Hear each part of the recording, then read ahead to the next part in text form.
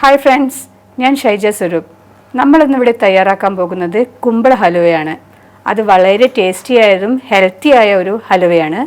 അതിന് വേണ്ട ഇൻഗ്രീഡിയൻസ് എന്തൊക്കെയെന്ന് നമുക്ക് നോക്കാം. ഇതൊരു 1/2 kg കുമ്പളം ഞാൻ മിക്സിയിൽ നന്നായി അടിച്ചെടുത്തതാണിത്. പിന്നെ പഞ്ചസാര, അത് നമ്മുടെ ഇഷ്ടാനുസരണം ഓരോരുത്തരുടെ മധുരം അനുസരിച്ച് നമുക്ക് കൂട്ടും കുറയ്ക്കുകയൊക്കെ ചെയ്യാം. നട്ട്സ്, കിസ്മിസ്, അതും നമ്മളെ ഇഷ്ടത്തിനനുസരിച്ച് നമുക്ക് എടുക്കാവുന്നതാണ്. ഗീ, അത് കുറച്ച് കൂടുതൽ ആവശ്യമുണ്ട്. പിന്നെ ഒരു കപ്പോളം ഗോതമ്പ് പൊടി, നമ്മൾ മൈദ ഇതിൽ ചേർക്കുന്നില്ല, ഗോതമ്പ് പൊടിയാണ് ചേർക്കുന്നത്. ഒരു നുള്ള് ഉപ്പ്, പിന്നെ ഏലക്കാപ്പൊടി. അപ്പോൾ നമുക്കിത് ഉണ്ടാക്കുന്നതിലേക്ക് കടക്കാം. ആദ്യമായി നമുക്കൊന്ന് പാൻ വെച്ച് പാൻ ഒന്ന് ചൂടാക്കിയെടുക്കാം. ഈ സമയത്ത് നമ്മുടെ ഗോതമ്പ് പൊടി ഒന്ന് കലക്കിയെടുക്കാം. കുറച്ച് വെള്ളത്തിൽ അത് നന്നായി ഒന്ന് കട്ടയില്ലാതെ ഒന്ന് നമുക്ക് കലക്കിയെടുക്കാം.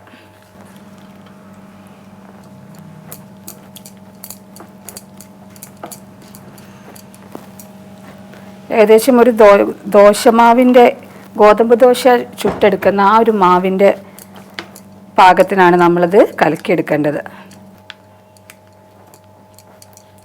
എന്നിട്ടത് ഈ കുമ്പളത്തിലേക്ക് ഒഴിച്ചു കൊടുക്കുക. നമ്മുടെ പാൻ ഇവിടെ ചൂടായിട്ടുണ്ട്. ആ പാനിലേക്ക് നമ്മുടെ ഈ ഗോതമ്പ് മാവും മിക്സിയിൽ അടിച്ചിരിക്കുന്ന കുമ്പളവും ഈ പാനിലേക്ക് ഒഴിച്ചു കൊടുത്ത് നന്നായി ഇളക്കുക. ഇത് അവസാനം വരെ കൈവെക്കാണ്ട് ഇളക്കുക എന്നുള്ളതാണ് ഹലുവയുടെ ഏറ്റവും വലിയ പ്രത്യേകത.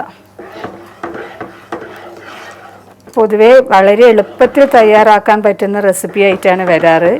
പ്രാവശ്യം ഞാൻ അങ്ങനെ പറയുന്നില്ല. കുറച്ച് സമയമെടുത്ത് ക്ഷമയോടുകൂടി ചെയ്യേണ്ട ഒരു റെസിപ്പിയാണ്. നമ്മൾ കൈ വെക്കാതെ തന്നെ ഇളക്കണം, മറ്റ് കട്ട പിടിച്ചാൽ അതൊരു ടേസ്റ്റ് ഉണ്ടാവില്ല. നമുക്കൊരു നുള്ളുപ്പ് ഇതിലേക്ക് ഇട്ട് കൊടുക്കാം. ചെറുങ്ങനെ അത് തിളച്ച് വരുന്നുണ്ട്. നമ്മൾ ഓരോ പ്രാവശ്യം ഇളക്കി കൊടുക്കുമ്പോഴും കുറച്ച് നെയ്യ് ഇതിലേക്ക് ആഡ് ചെയ്ത് കൊടുക്കണം. നമ്മളിതിന് കളറിന് വേണമെങ്കിൽ കുങ്കുമപ്പൂ ആഡ് ചെയ്യാം, പക്ഷെ അത് എൻ്റെ കയ്യിലില്ല, അതുകൊണ്ട് ഞാൻ ആഡ് ചെയ്യുന്നില്ല. അപ്പോൾ ഒരു പ്രത്യേക ഒരു കളറ് കിട്ടും. കുറച്ച് പഞ്ചസാര, കുറച്ചായിട്ട് പഞ്ചസാര ഇതിലേക്ക് ആഡ് ചെയ്ത് കൊടുക്കാം. ഇനി വളരെ സിമ്മിലിട്ടിട്ട് തന്നെ ചെയ്യണം. പഞ്ചസാരക്ക് പകരം വേണമെങ്കിൽ ശർക്കര ഇതിൽ ആഡ് ചെയ്യാം. വേണമെങ്കിൽ ഇത് പഞ്ചസാര പാനിയാക്കിയിട്ട് ഇത് ചെയ്യാം. ഞാൻ എളുപ്പത്തിന് വേണ്ടി ചെയ്തതാണ് ഇങ്ങനെ. അതാണ് കുറച്ച് ആയിട്ട് ആഡ് ചെയ്ത് കൊടുക്കുന്നത്. ചിലവർ ഈ ഗോതമ്പ് പൊടിക്ക് പകരം മൈദ ഉപയോഗിക്കുന്നത് ഞാൻ നേരത്തെ പറഞ്ഞിട്ടുണ്ട്. അത് ഞാൻ മനഃപൂർവ്വം ഒഴിവാക്കിയത് തന്നെയാണ്. മൈദ ഹെൽത്തിന് അത്ര നല്ലതല്ലാത്തത് കൊണ്ട് തന്നെ. പക്ഷേ ടേസ്റ്റൊക്കെ ഒരേ ടേസ്റ്റ് തന്നെയാണ് കേട്ടോ. മൈദയായാലും ഗോതമ്പ് പൊടിയായാലും. നമുക്ക് ഹൽവയിലേക്ക് ഇടാനുള്ള കിസ്മിസും നട്ട്സും ഒന്ന് നെയ്യിൽ എടുക്കേണ്ടതുണ്ട്. നമുക്കൊരു ചെറിയൊരു പാന് വെച്ച് അതിലേക്കൊരല്പം നെയ്യ് ഒഴിച്ച് നമ്മൾ നട്ട്സ് ഒന്ന് ചോപ്പിച്ചെടുക്കാം. അതിനുശേഷം ഈ കിസ്മിസും കൂടെ ഇതിലേക്ക് ആഡ് ചെയ്യുന്നുണ്ട്. ചുവന്ന് വന്നിട്ടുണ്ട്. അത് നമുക്ക് ഈ ഹൽവ കൂട്ടിലേക്ക് ഒഴിച്ചു കൊടുക്കാം. എന്നിട്ട് നന്നായി ഇളക്കി കൊടുക്കുക.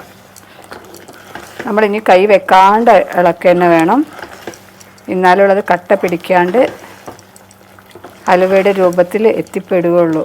നമ്മുടെ പാനിന് ഏകദേശം ഇത് വിട്ട് കിട്ടാൻ തുടങ്ങിയിട്ടുണ്ട്. നമുക്ക് ഏലക്കായ് ചേർത്ത് കൊടുക്കാം. ഏലക്കായ് നമ്മൾ കുറച്ച് നല്ലോണം ഇടണം, എന്നാലേ ഫ്ലേവർ ഒന്ന് കിട്ടുള്ളൂ. നല്ലവണ്ണം ഇത് പാനിൽ നിന്ന് വിട്ട് കിട്ടുന്ന രീതിയിൽ ആക്കിയെടുക്കണം. നമ്മുടെ ഹലുവയുടെ നമ്മൾ ഒഴിച്ച നെയ്യൊക്കെ ഈ സൈഡിലേക്ക് ഊറി വരുന്നുണ്ട്. ഏകദേശം ഒരു 3/4 ഇത് ആയി വന്നിട്ടുണ്ട് എന്ന് വേണമെങ്കിൽ പറയാം. കുറച്ചും കൂടെ നേരം നന്നായി ഇളക്കി കൊടുക്കണം.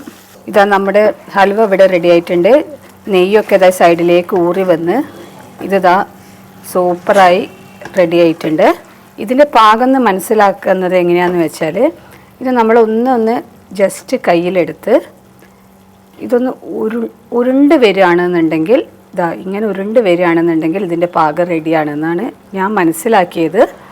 ഇത് ഓക്കെയാണ്. അപ്പം നമുക്കിത് ഇനിയൊരു പാത്രത്തിലേക്ക് മാറ്റി കൊടുക്കാം. നന്നായി ഒന്നത് ഷേപ്പ് ചെയ്ത് കൊടുക്കാം. നമ്മുടെ കുമ്പള ഹലുവ ഇതവിടെ റെഡി ആയിട്ടുണ്ട്. ഇനി വീണ്ടും ഒരു റെസിപ്പി ആയിട്ട് ഇനിയും കാണാം. ബൈ.